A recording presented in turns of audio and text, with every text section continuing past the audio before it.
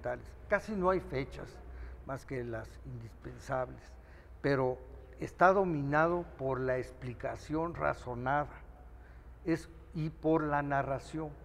De modo que tú vas recorriendo esos periodos de la historia mexicana, pero estás detectando los fenómenos fundamentales que caracterizaron a esa época, muy bien explicados con todos estos elementos nuevos que nos vienen del desarrollo de las ciencias sociales y escritos en un lenguaje claro, explicativo, convincente, seductor, diría yo, en algunos aspectos. Y entonces, pues, lo hace un libro atractivo y lo logró un equipo, que es lo raro, porque eso lo hemos visto en los autores individuales que tienen buena pluma y una concepción amplia del país y el compromiso de explicarlo. Pero aquí son 5 historiadores que lograron ese objetivo. Integrar. O sea, que puedes hacer obras colectivas de importancia nacional si te propones ese objetivo. Y si en la universidad, en el Colegio de México, en el Instituto Politécnico, tenemos a los mejores científicos, aquí en Veracruz, la Universidad Veracruzana es un ejemplo nacional de institución dedicada a la formación de especialistas, pero también conectada con la sociedad. Y yo creo que aquí estamos logrando ese objetivo antiguo que viene desde Justo Sierra y de nuestros grandes pensadores, y se está viendo aquí en Veracruz. Un ejemplo es este lugar donde estamos, que es... Vamos a un corte y continuamos.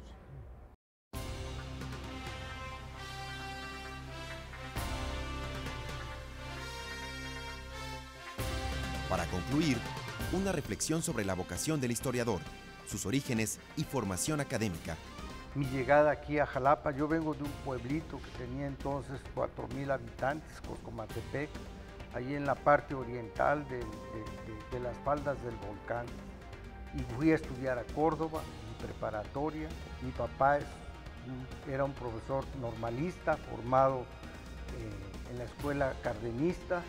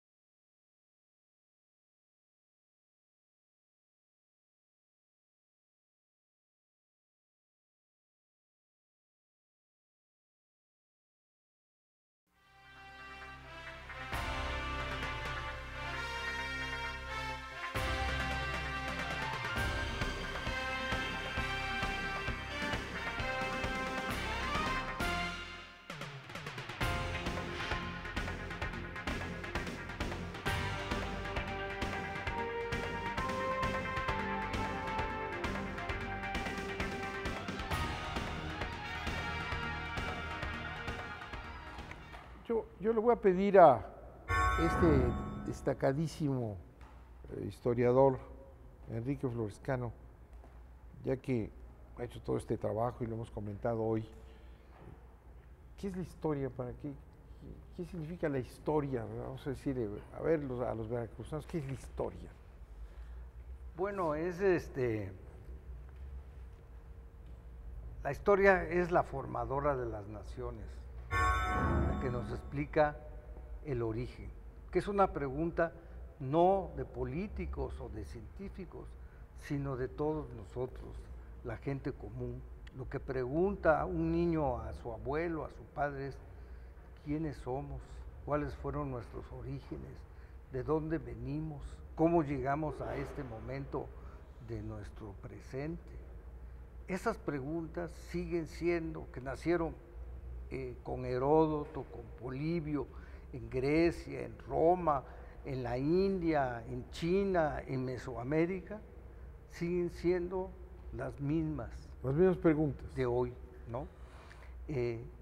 ¿Cómo explicar el desarrollo colectivo de una tribu, de un clan, de un pueblo, de una nación, de un Estado. Esas preguntas siguen siendo las que motivan a los que llamamos historiadores a relatar los orígenes, los grandes saltos y pasos y revoluciones y cambios que los llevaron a formar la nación a la cual pertenece o el proyecto nacional del cual se sienten partícipes. ¿Y cuál es la utilidad de la historia? Además de, sabemos, bueno, yo digo, bueno, mis padres, los estados, el pueblo en el que naces, tu colonia, tu desarrollo, pero aquí dice, arma la historia. ¿Por qué es un arma la historia? ¿Para qué sirve la historia además de para saber? Porque hay quien dice, bueno, a mí qué me importa mi bisabuelo y mi abuelo y de dónde vinieron. A mí me importa hoy y mañana, el futuro. ¿Por qué la historia es un arma? ¿Para qué sirve la historia? Aquí es el sentido de que la historia es un mosaico, una serie de acontecimientos, procesos diversos que hay que armar, que hay que juntar, que hay que unir para explicarlos. Pues la historia sirve para dar identidad. Es uno de los primeros y más antiguas funciones de la historia, es que nos forja la identidad, nos dice cómo nacimos y por qué somos así hoy. O sea, es a nivel de una persona, ¿quién soy yo, no? Así la identidad para presentarse. Y que le pregunta a sus antecesores, oye, ¿cómo fue que llegaste a esta ciudad y yo dónde nací, etcétera? Se forma la identidad, pero también sirve para lo que hablamos, para construir proyectos colectivos de nación, para crear estados, repúblicas, organizaciones políticas complejas. Y bueno, nos da una información como ninguna otra disciplina para actuar en nuestro presente. Nos dice qué se hizo en el pasado, cómo se construyó la nación, el país, el pueblo, la ciudad donde hoy estamos, y entonces nos da las armas para comprender ese desarrollo colectivo y cómo se armaron los distintos